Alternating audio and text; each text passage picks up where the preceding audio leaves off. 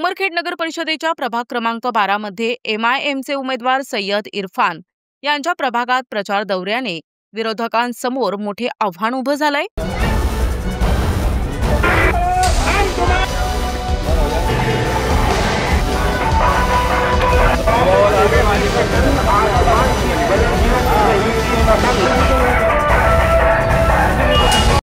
उमरखेड नगर परिषद निवडणुकीच्या पार्श्वभूमीवर विविध पक्षांच्या वतीने शक्ती प्रदर्शन करण्याचे प्रयत्न होत आहेत।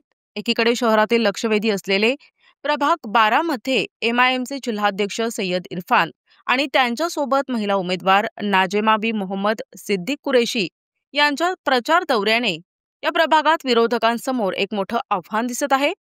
सय्यद इरफान हे राजकारणासह सामाजिक कार्यात नेहमीच पुढे राहतात।